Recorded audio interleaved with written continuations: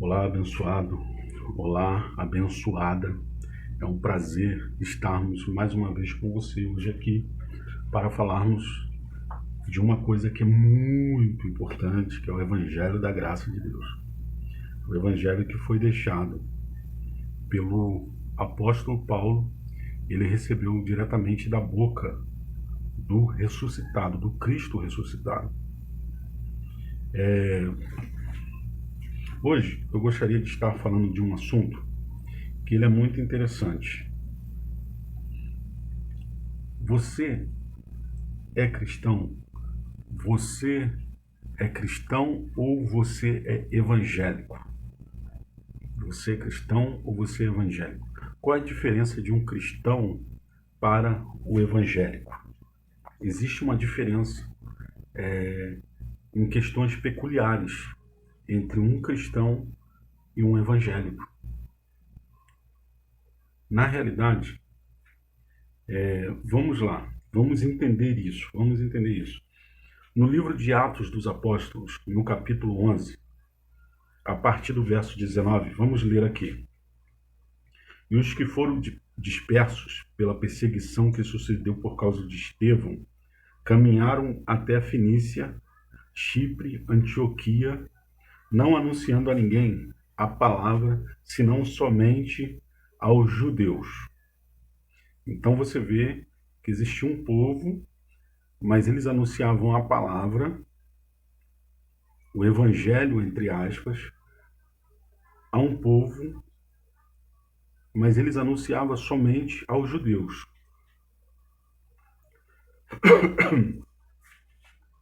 E havia entre eles alguns varões de Chipre e de Cirene, os quais, entrando em Antioquia, falaram aos gregos, anunciando o Senhor Jesus. E a mão do Senhor, agora você vê, já tinha um outro povo entre eles que anunciava aos gregos o Senhor Jesus. E a mão do Senhor era com eles, e grande número creu e se converteu ao Senhor.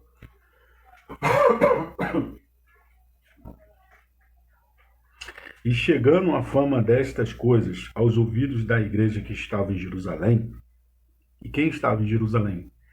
Lá no livro de Gálatas, nós vemos quem estava em Jerusalém. Estavam os principais, que era Pedro, Tiago, João e os outros discípulos. E chegando a fama destas coisas aos ouvidos da igreja que estava em Jerusalém, e enviaram Barnabé até Antioquia, o qual, quando chegou e viu a graça de Deus, se alegrou e exortou a todos que, com firmeza de coração, permanecessem no Senhor, porque era homem de bem e cheio do Espírito Santo e de fé. E muita gente se uniu ao Senhor. E partiu Barnabé para Tarso a buscar Saulo. E achando-o, conduziu para Antioquia. E sucedeu que todo um ano, se reuniram naquela igreja e ensinaram muita gente em Antioquia.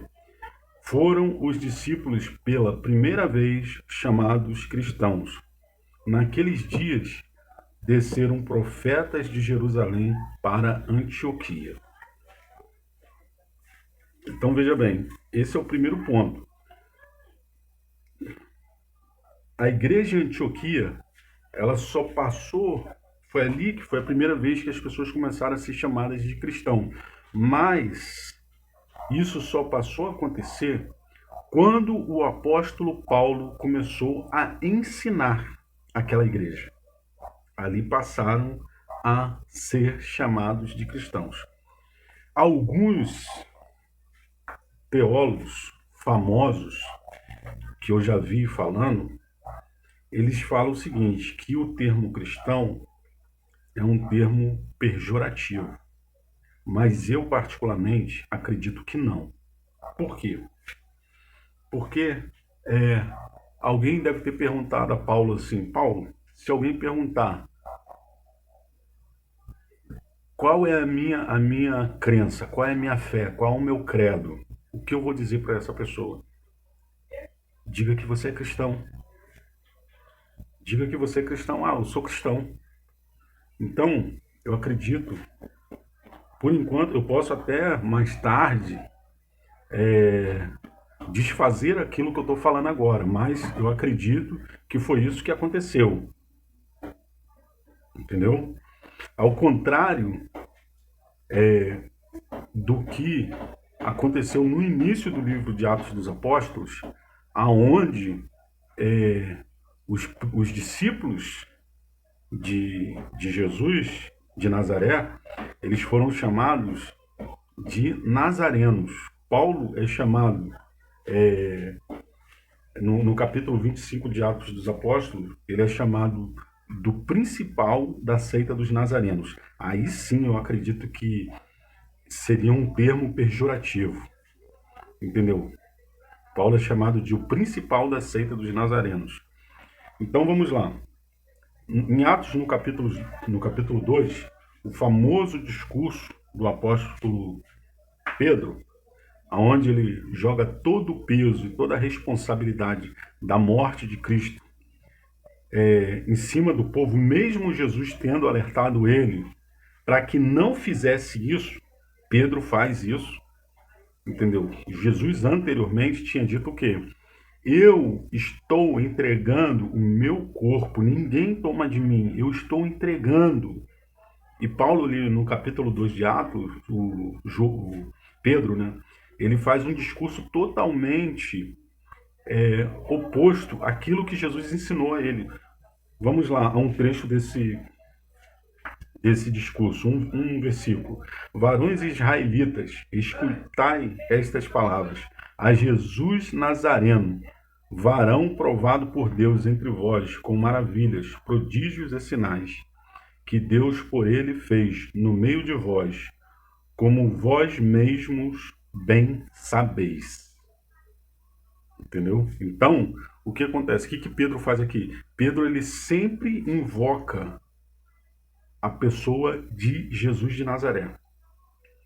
E a gente sabe que em outros livros, Jesus, ele dá o entender de que ele não é mais o Jesus de Nazaré. Houve uma transmutação, houve uma mudança. Então, o que acontece? Jesus de Nazaré, ele deixa de existir. Ele dá lugar a Jesus Cristo, que é universal, entendeu? E que, além de ser universal, Jesus Cristo, ele não é mais territorial, ele passa a ser universal, e além de ser universal, ele ainda diz: todo o poder foi me dado nos céus e na terra. Todo o poder foi me dado nos céus e na terra. Então, Paulo, ele nunca utiliza o termo Jesus de Nazaré. Por que ele não utiliza o termo Jesus de Nazaré? Porque ele sabe que o Cristo não tem pátria. O Cristo não tem pátria. E em Romanos, o apóstolo Paulo fala também que, olha só, Romanos capítulo 7, verso 4. Eu deixei anotado aqui: assim, meus irmãos, também vós estáis mortos para a lei pelo corpo de Cristo, para que sejais doutro daquele que ressuscitou, para que sejais doutro daquele que ressuscitou, do Jesus Cristo, daquele que ressuscitou dentre os mortos, a fim de que demos frutos para Deus. E você não pode dar fruto para Deus se você for de Jesus de Nazaré. Então, o que acontece?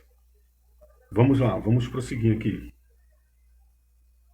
Em Atos capítulo 3, e disse Pedro: não tenho prata nem ouro, mas o que eu tenho, isto te dou. Em nome de Jesus Cristo.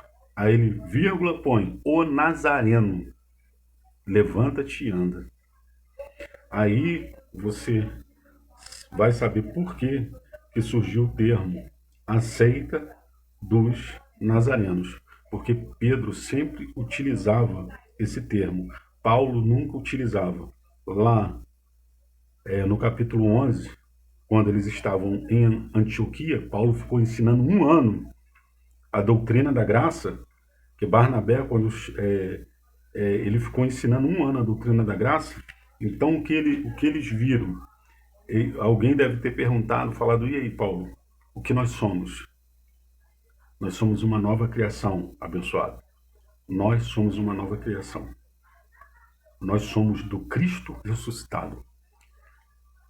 Eu vejo, para terminar, eu quero fazer um vídeo falando sobre isso.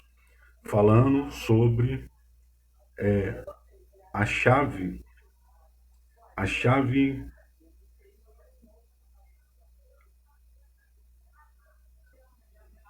falando sobre a chave hermenêutica. A chave hermenêutica que muitos falam que Jesus, muitos pregadores famosos falam que Jesus é a chave hermenêutica, mas eles não falam qual Jesus que é a chave hermenêutica. É o Jesus territorial ou o Jesus universal? A chave hermenêutica é a morte e a ressurreição de Cristo, o antes e o depois da cruz. Se você não entender as mudanças que houveram depois da morte da cruz, você vai ficar perdido. Você não vai entender. Porque você antes era amaldiçoado. Quem estava antes da cruz era amaldiçoado por Adão. Depois da cruz, somos abençoados por Jesus Cristo. Fomos abençoados. Você não vai entender que Deus comprou o seu corpo. Comprou com preço de sangue. Coisa que antes da cruz eles não tiveram esse privilégio. Houve uma mudança, abençoado. Houve uma mudança. Até a próxima. Que Deus ilumine o seu entendimento. Abençoado.